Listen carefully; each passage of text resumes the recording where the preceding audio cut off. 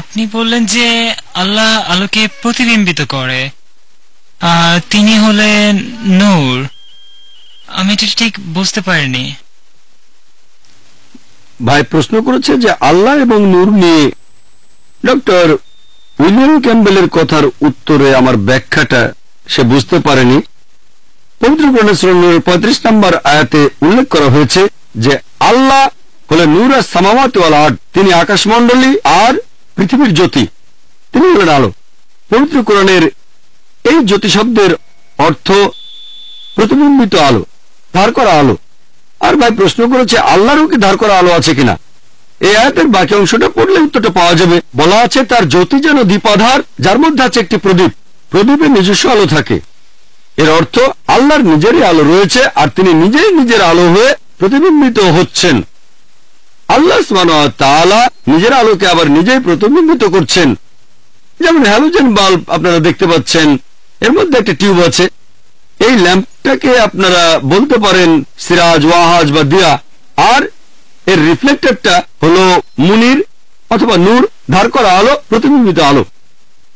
আরেকটা কথা, এখানে যে আলোর কথা বলা হচ্ছে এটা আসলে সত্যিকারের কোনো আলো নয়, এটা আল্লাহ সুবহানাহু ওয়া তাআলার আধ্যাত্মিক আলো। এটাই উত্তর, আশা করি আপনারা সবাই বুঝতে পেরেছেন। আর সময় যেহেতু আরেকটু আছে তাই অন্য প্রসঙ্গে বলি।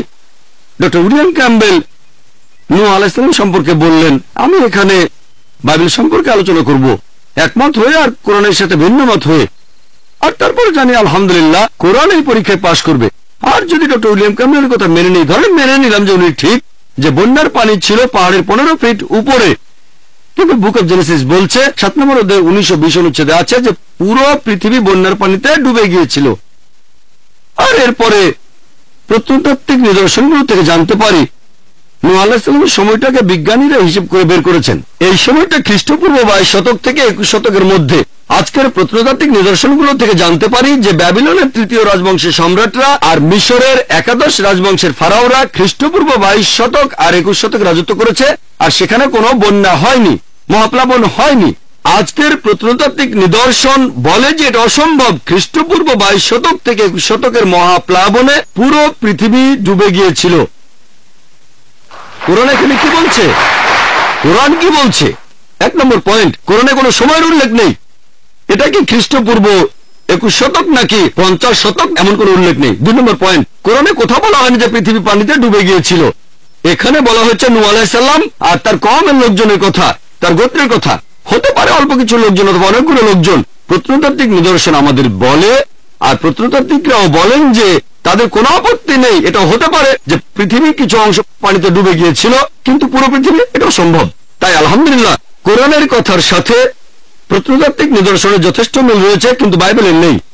এছাড়াও বাইবেলে আছে জেনেসিসের 6 নম্বর অধ্যায় 15 ও 16 নম্বর অনুচ্ছেদে। এখানে সৃষ্টিকর্তা নূহ আলাইহিস সালামকে বলেছেন তুমি একটা নৌকা বানাও। নৌকার মাপটাও দেওয়া আছে, 300 কিউবিট লম্বা, 50 কিউবিট চওড়া আর 30 কিউবিট উঁচু। 1 কিউবিট মানে 1.5 ফুট। ভাই এটা ভুল বলেছিলেন, এটা হলো 1.5 ফুট। আর নতুন ইন্টারন্যাশনাল ভার্সনে 450 ফুট লম্বা, 75 ফিট চওড়া আর আনুমানিক 45 ফিট উঁচু। উচ্চতা হলো 30 কিউবিট।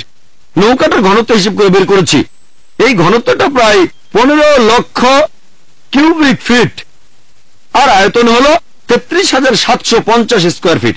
আর বাইবেল বলছে নৌকায় 3 তলা ছিল, 1 তলা 2 তলা 3 তলা, তাহলে 3 দিয়ে গুণ করলে পাবেন 1,01,250 স্কোয়ার ফিট।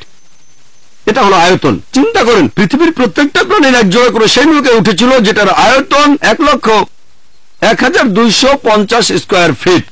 চিন্তা করেন এটা কি সম্ভব? পৃথিবীতে লক্ষ লক্ষ প্রাণী আছে। যদি বলি এই অডিটোরিয়ামে আজকে 10 লক্ষ মানুষ আছে, বিশ্বাস করবেন? আমার মনে আছে গত বছরের কথা, কেরালাতে একটা লেকচার দিয়েছিলাম, সেখানে 10 লক্ষ লোক এসেছিল। সেটাই ছিল আমার সবচেয়ে বড় সমাবেশ আলহামদুলিল্লাহ। 10 লক্ষ মানুষ। আমি মানুষজনের শেষ দেখি না, সেটা কোনো অডিটোরিয়ামে হয়নি, হয়েছিল একটা বড় বিচে। সবাইকে দেখতে পাচ্ছিলাম না, শুধু সামনের কয়েকজনকে দেখেছিলাম। সেখানে 10 লক্ষ মানুষ ছিল। আপনারা ভিডিও ক্যাসেট দেখলে বুঝবেন 10 লক্ষ আসলে কত বিশাল। যেমন আরাফাতের ময়দানে হজের সময় 25 লক্ষ লোক একত্রিত হয়, কিন্তু 1,01,250 স্কোয়ার ফিটের মধ্যে অথবা 15 লক্ষ কিউবিক ফিটের মধ্যে এটা কোনোভাবেই সম্ভব না। আর এভাবে সবাই 40 দিন সেখানে ছিল, খাচ্ছে, প্রকৃতিটাকে সাড়া দিচ্ছে। যদি বলি এখানে 10 লক্ষ মানুষ আছে, বিশ্বাস করবেন? তাই নিরপেক্ষভাবে বলতে গেলে বাইবেলের মধ্যে বেশ কিছু বৈজ্ঞানিক ভুল আছে। হ্যাঁ ভাই, এর পরের প্রশ্নটা